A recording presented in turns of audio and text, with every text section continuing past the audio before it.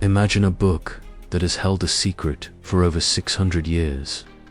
A book written in a language that doesn't exist, filled with illustrations of plants that never grew on Earth, diagrams of stars not found in our celestial maps, and images of naked women, engaged in bizarre, inexplicable rituals. This isn't the plot of a sci-fi movie. This is the Voynich Manuscript, the most mysterious book in the world. Brilliant cryptographers, NSA supercomputers, and the greatest linguistic experts have all tried to decipher it, and all have failed miserably. What is truly written within these pages? Could it be the key to lost knowledge, an alchemical manual, a message from another civilization, or simply the greatest hoax in history? Prepare to dive into the enigma that has baffled the greatest minds on the planet. Our journey begins in 1912, when a rare book dealer named Wilfred Voynich stumbled upon an extraordinary find in an old Jesuit college in Italy. Villa Mondragon. Among dusty ancient manuscripts, he discovered a peculiar Codex. Its vellum pages were filled with elegant, flowing text, yet utterly unknown. The illustrations were even stranger: botanical, astronomical, biological, cosmological, and pharmaceutical, but everything seemed to come from a world of dreams or nightmares. Voynich dedicated the rest of his life to trying to decipher the book, but died in 1930 without finding a single answer. Since then, the manuscript bearing his name has become a global obsession, a holy grail for cryptographers, historians, and conspiracy theorists alike. Let's take a closer look at what makes this book so impossible. First, the text.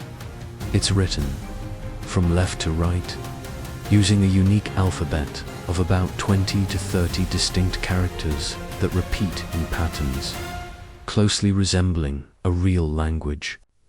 The words have structures that suggest prefixes and suffixes, and the distribution of letters follows Zipf's law, a statistical principle that applies to almost all known human languages, where the most frequent word appears twice as often as the second most frequent, and so on. This linguistic sophistication makes it unlikely to be just a jumble of meaningless scribbles. It's like looking at a language that evolved in a parallel universe with its own logic and grammar, yet refusing to connect with ours. And the illustrations, they are the only clues we have, and they are absolutely mind-bending. The botanical section, the largest part of the book, depicts hundreds of plants that don't correspond to any scientifically catalogued species. Some appear to be bizarre collages of roots from one plant, stems from another, and flowers from a third, creating impossible hybrids that defy botany. The astronomical section displays complex circular diagrams, featuring suns, moons, and constellations we don't recognize. Some diagrams contain zodiac symbols like Pisces, Taurus, and Sagittarius, but they are arranged in a unique and enigmatic way, often surrounded by female figures seemingly interacting with celestial bodies. But the most disturbing and famous part is the balneological or biological section. It's filled with drawings of dozens of women, almost always nude and with prominent abdomens, bathing in pools and tubs interconnected by a complex network of tubes resembling organs, veins, or circulatory systems. The liquid they bathe in is dark green or blue. What do these rituals represent? Could it be a manual on women's health, a treatise on fertility, a guide to gynecology, or something far more esoteric and ritualistic? No one knows. The complete absence of male figures throughout the manuscript is another detail that puzzles researchers. So who could have created such a complex and bizarre work? Carbon-14 dating, performed in 2009, placed the parchment's origin in the early 15th century, between 1404 and 1438. This puts us squarely in the Renaissance, an era of great geniuses, alchemists, and secret thinkers. One of the oldest theories, proposed by Voynich himself, pointed to Roger Bacon, a 13th century Franciscan friar who was a visionary far ahead of his time. However, carbon dating rules out this possibility by nearly 200 years. Other names have been suggested, including a young Leonardo da Vinci, who might have created a secret language to protect his inventions.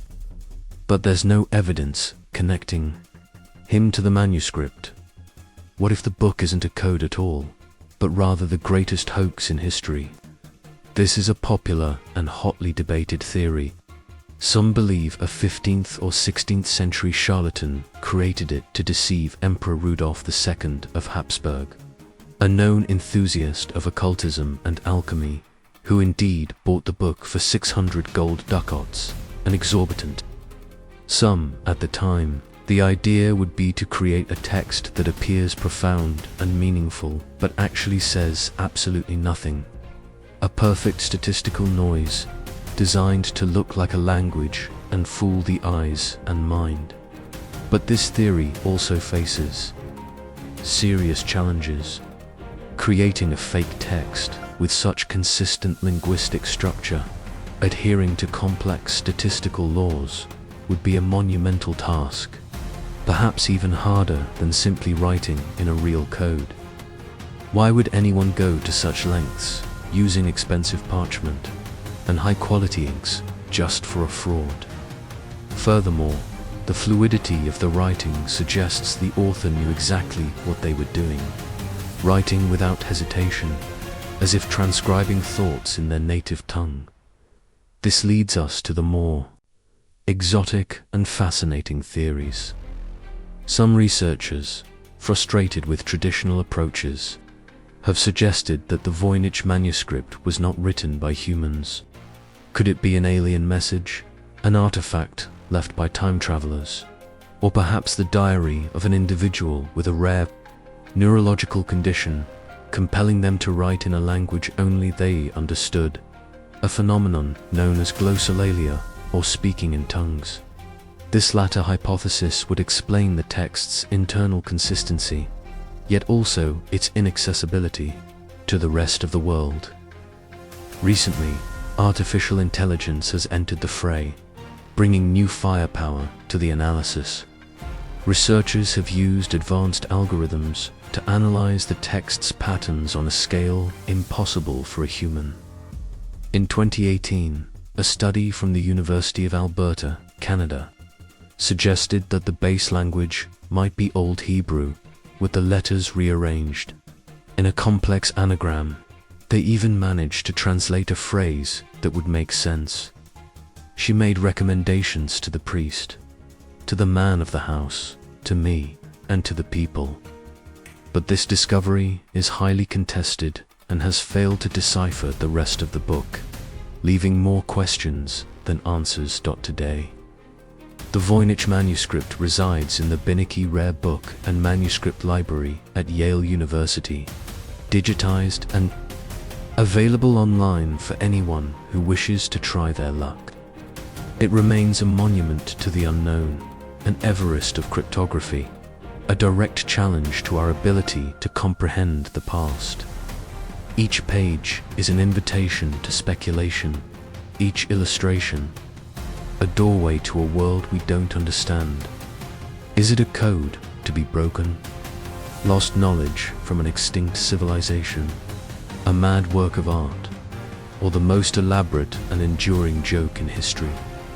The only certainty is that, as long as the Voynich manuscript remains silent, it will continue to haunt us with the most powerful of all questions.